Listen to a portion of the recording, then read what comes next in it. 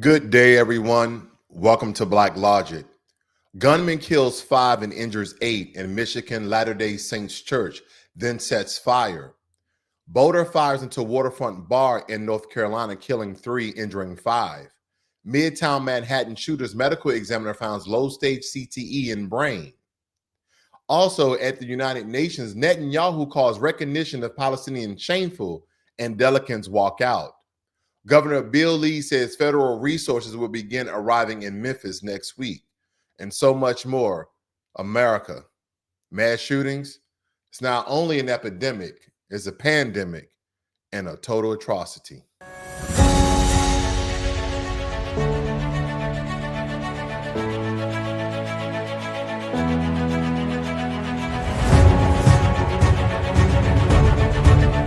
Breaking news from Blanc, Michigan. At least 2 people are dead and 8 others are in the hospital after a shooting during a worship service at a Latter-day Saint church this morning. Kaylee Marintet is live at the scene. Kaylee, what's the latest from police? Michael, we are here in Blanc Township, Michigan. That is about an hour northwest of Detroit. We are here because around 10:25 this morning, officers got a call that a man, 40-year-old Thomas Jacob Sanford of Burton, which is just the town over, ran his truck into the front of the Church of Jesus Christ of Latter-day Saints. That call came in just before 10:30 this morning. We heard from a press conference at 5 o'clock with the Blanc Township Chief that officers responded quickly and shot the suspect at 10:33. Again, the suspect has been identified as 40-year-old Thomas Jacob Sanford. We are still trying to learn more information about this gunman. Right now, authorities are executing search warrants at the gunman's home and through phone records. Now, as the report has stated, in Michigan, 50 miles north of Detroit, there was a man in a mass shooting on September 28th. He drove his vehicle into the Church Jesus Christ of Latter-day Saints in Blanc, Michigan, and he opened fire on the attending members at that church. Then he set the building ablaze. And also, we're going to find some other details about the shooter here. Again, I know that you guys was listening in, but just to kind of go over it once again, a 40-year-old man identified as Thomas Jacob Sanford, again, rammed his vehicle into the front doors of the Church of Jesus Christ of Latter-day Saints. This is kind of right out of Grand Theft Auto, some of the things that this shooter has done. He killed 2 people and he injured 8, according to the local law enforcement. And then there's been other reports of mass fatalities that this particular report does not have. So this is the guy who is a former U.S. Marine who served in Iraq. I haven't heard any stories that he may be suffering from, shell shock or PTSD or any of the sort. This is some of the language that they use. Now, the shooter, Thomas Jacob Sanford, he's a war veteran, and he died in a shootout with police. Now, they say that here at least 2 people were there, but the current and verified report is at least 4 people are confirmed dead and 8 injured, and authorities are still combing the ruins for other victims. Investigators believe that the attack was premeditated and are treating it as a targeted violence. Now, you heard 2, you heard 4, but the actual report, according to this news story of Jacob Blake here, they said that at least 5 people, so they're still going through the rummaging some of the the layout of the fire, that at least 5 people were killed in the Sunday morning attack, including the gunman. So we still have an epidemic / pandemic of mass shootings in America. It seems as though that is in an uptick. I wonder what's going on in America, what's going on in the world to motivate, to create this new group of extremists that are just randomly attacking innocent people in public spaces. Because again, this is not the only story that we'll be covering here today, ladies and gentlemen, because we also had another mass shooting, and it says that the Boulder Bar Shooting in North Carolina less than 24 hours before the Michigan atrocity. And this man opened fire from a boat into a waterfront bar in Southport, North Carolina, killing 3 and wounding 5. This particular suspect is named Nigel Max Edge. This is kind of right out of comic books, right out of, video games. And I hate to compare the two because We understand that video games is fictitious, it's for entertainment and fun, but some of these acts kind of writes his own script. He has been arrested and charged with multiple counts of murder and attempted murder, and the shootings have triggered debates about public safety in waterfront zones and gun access on vessels. Again, the thing I've been telling you guys for the past month or so, we would like to say that there's a mental issue in America, that we need to have people going to therapy. All of that is true. But the common denominator in all of these attacks is a gun. And I know, keep my hands off your guns. I am not talking about stricken or revoked or delete anything dealing with the Second Amendment. But we need stronger and more restrictive gun laws in America. And I know there's going to be people in my comment section like, okay, you keep talking about this, you keep saying the same thing, because we keep having single gunmen that is, again, taking upon themselves whatever is going on inside their head. They want to just kill people. I'm a loss for words today, ladies and gentlemen, because week after week, we continue to have mass shootings and mass killings around in America. And some people are making this political. Some people are making this racial. And we should not conflate the two. Now, there is a difference between gang violence in Memphis, of black gangs in Memphis killing one another. That is isolated in one community, in one area, in one city. But when we're talking about mass shooters, for whatever reason they deem necessary, they're going to public spaces. People are going to the lake. You know, they went to this bar that's sitting on the lake, and he's driving up like he's in Grand Theft Auto.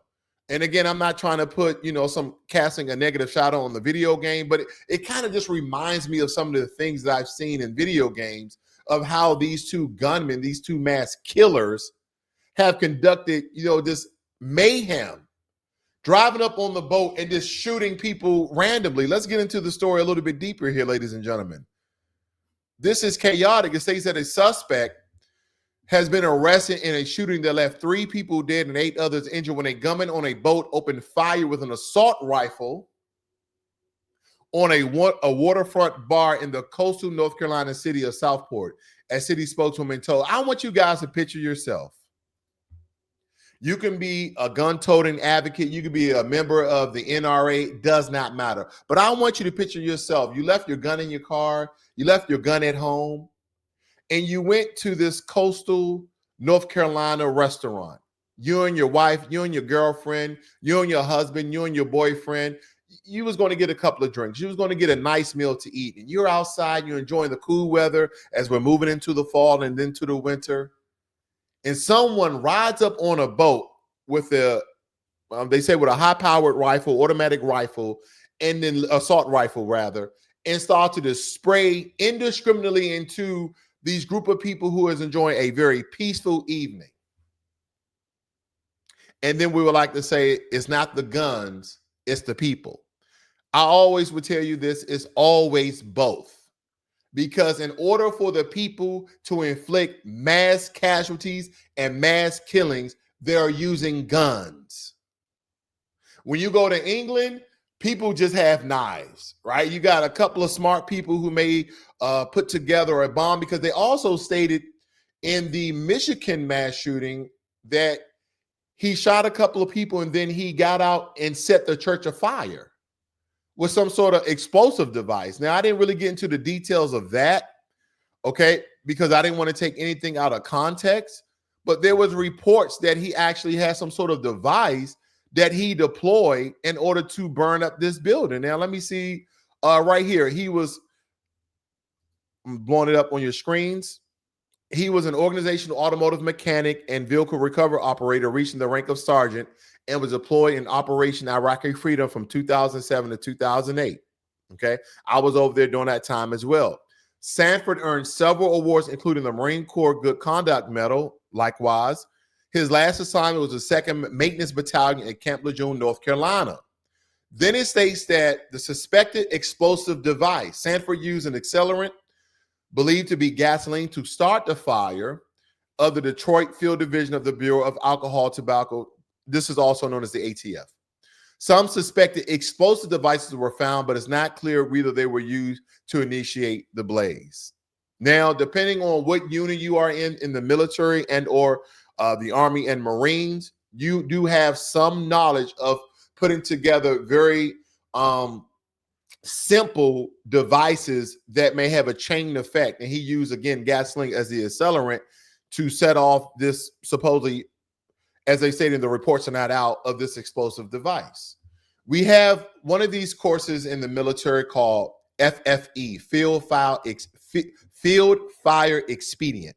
And you can learn how to use det cord and C4 in order to set off chain reactions in conjunction with a fog ore, so you can burn up, a field of shrubs or branches or leaves. It's used to really clear ground, so you can do air assault missions where helicopters come in, drop off supplies, drop off troops. So I don't know what particular class that he's taken, but it seems though he's probably had a low grade class of how to put together some very simple but deadly explosive device. It could have been very rudimentary, but nonetheless, he has some form of training, especially been in the Marine Corps and as well as in the military. So again, ladies and gentlemen, doesn't matter if these people are former military or not. People are taking upon themselves to inflict indiscriminately mass harm on the public. But we don't have a gun problem in America. We have people with mental issues in America, right? But I can tell you this, we have more restricted gun laws. We looked into people's history. We look at people online history. People are getting murdered. People are getting killed. And it doesn't matter what race, what religion. Some of these, of course, are religious attack.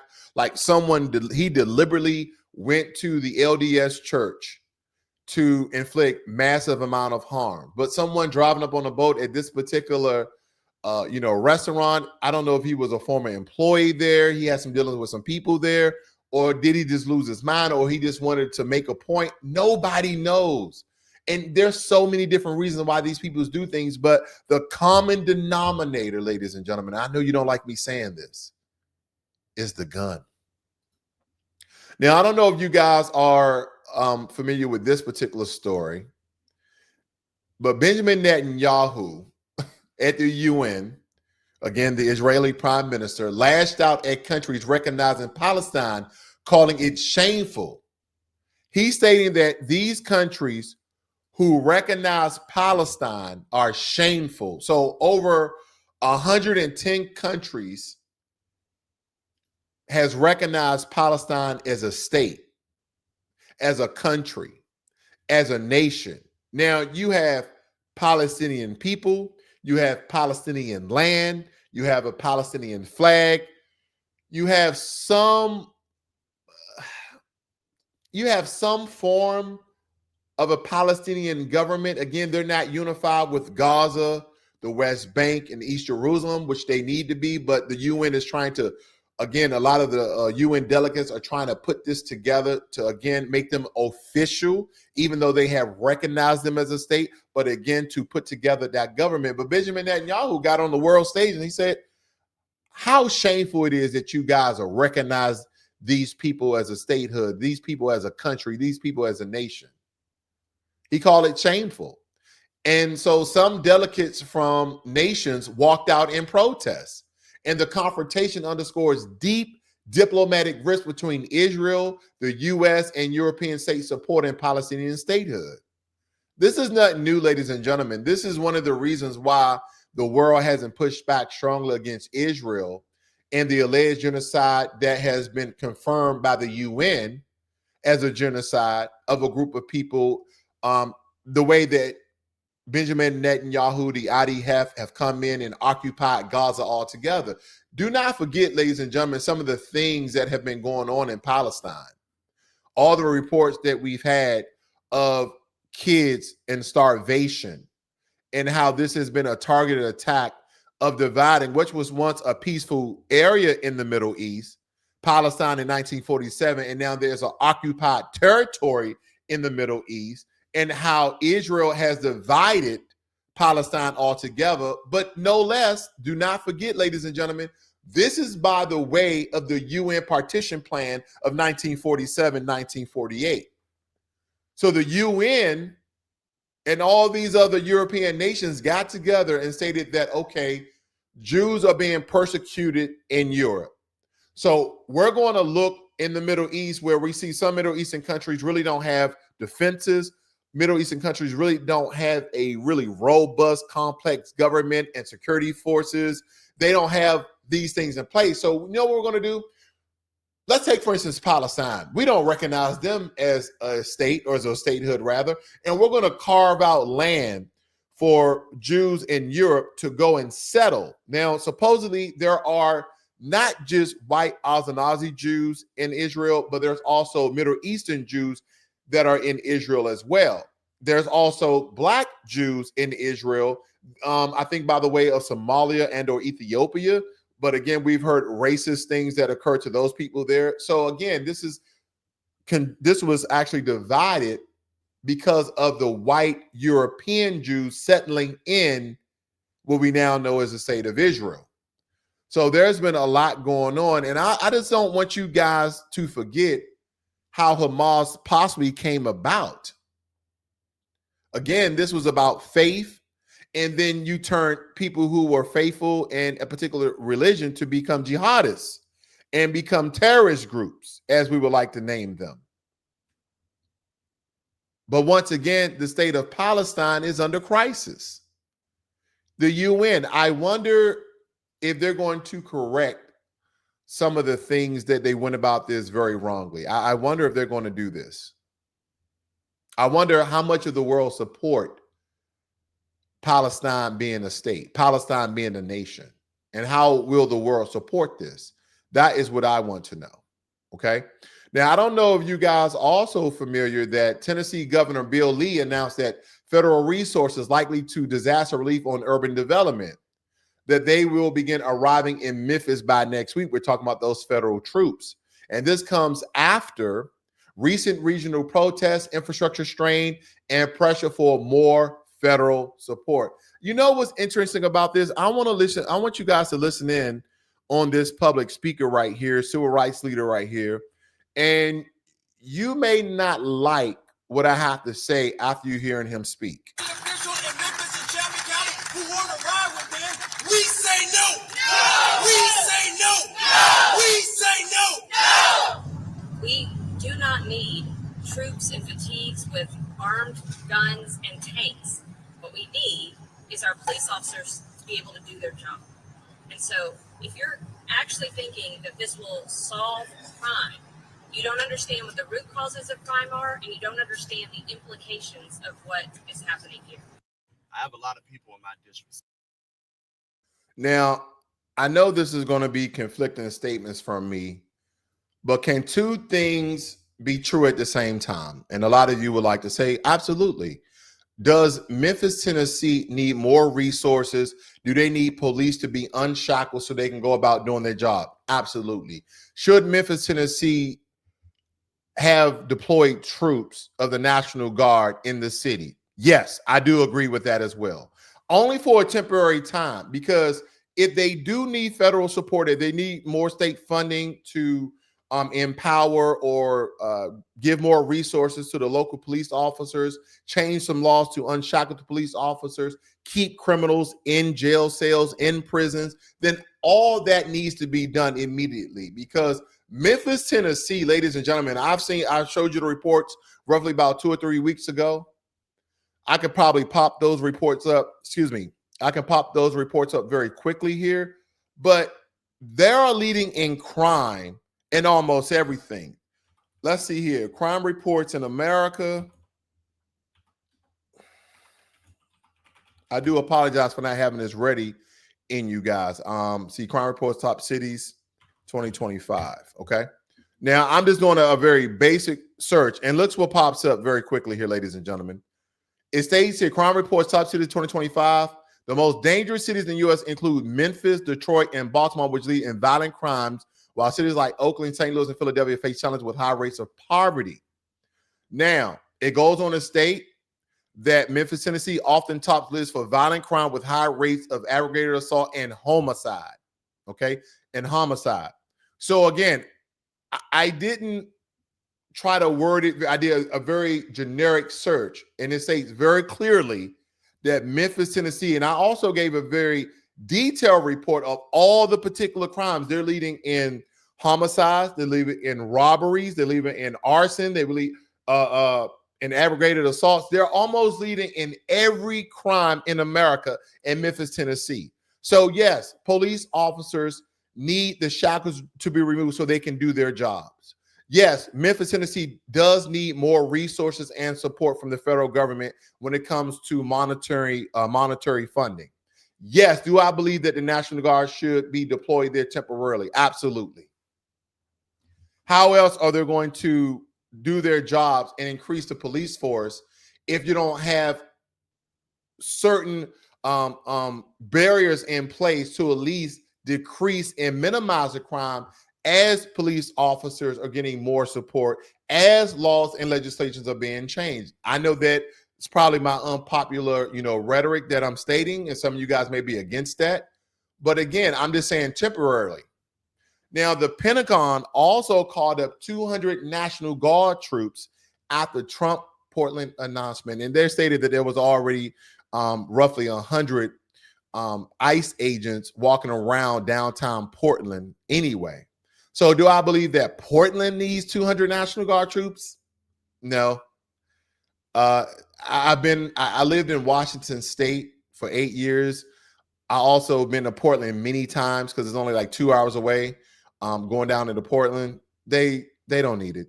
I mean, granted, they were talking about protecting federal buildings, ICE buildings.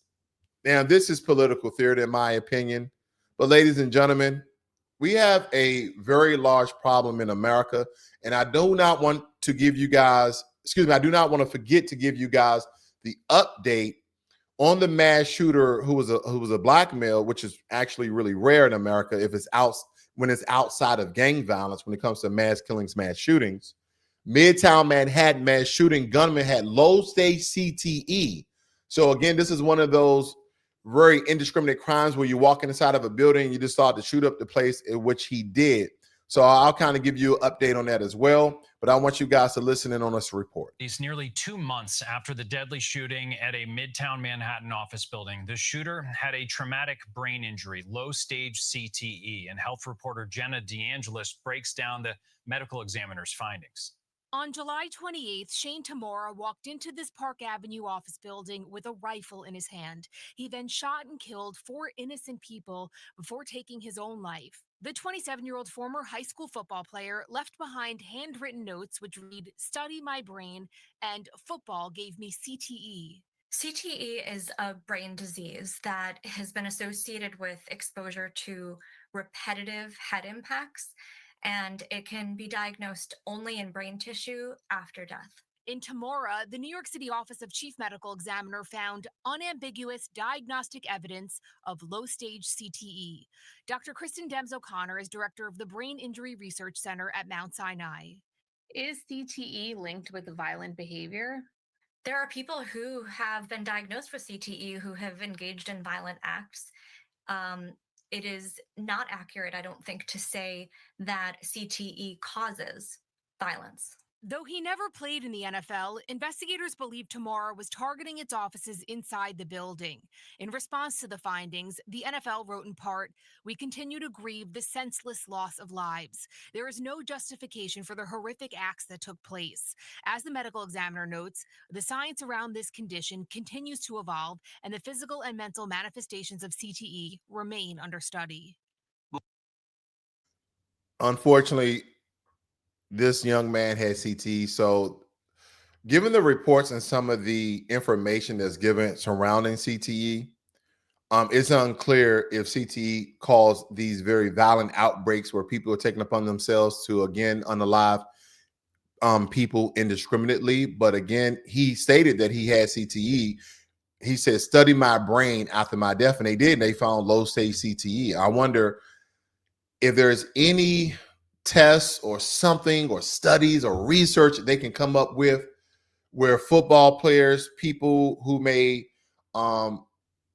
have had, brain injuries or concussions, if there's some sort of preliminary study or test or exam that they can take that could be precursors to test if people have CTE and keep them under some sort of monitoring, where if they have some online or anything to save innocent people from getting killed. Now, again, this story is very different from this story that this man inflicted mass damage on, right? Supposedly, we don't know if he had PTSD or not of any course or any stage. We don't know if that's the case. In this shooting as well with this gentleman right here, we don't know if he had PTSD, former military. Some of these reports we just don't know, ladies and gentlemen. Okay, this is not the former Marine. Okay, this is not the former Marine. They don't have any information on this particular suspect. Let me blow this up for you guys. This gentleman here, okay, is a 40-year-old former Marine. Okay, and he actually was killed by the police in a shootout. Okay, he's also an Iraqi veteran. So I wonder if they had any history of him going to therapy that's surrounding PTSD or anything like that. And just the same as CTE, not all people who have PTSD relates to them inflicting violence on innocent people or taking upon themselves to commit suicide. Okay, all PTSD, again, there's some similarities, there's some symptoms that are common, but it's all different. Just as well as CTE, PTSD, there are similarities and some common symptoms, but a lot of it is actually different. Unfortunately, ladies and gentlemen, no good news this morning. I just hope that as a country, we have this great divide, and it's based upon extremism and ideologies and ideation and people who are being, as they're stating, radicalized from the left, radicalized from the right. But the only consistent thing that we're seeing is that innocent people, no matter what demographic, what religion, what race you're following, are being killed. I wonder if our government is going to continue on with the same old plan, or they're really going to do something about it. Let's stop making this a liberal Democratic issue. Let's stop making this a Republican conservative issue, and let's stop making this an American issue.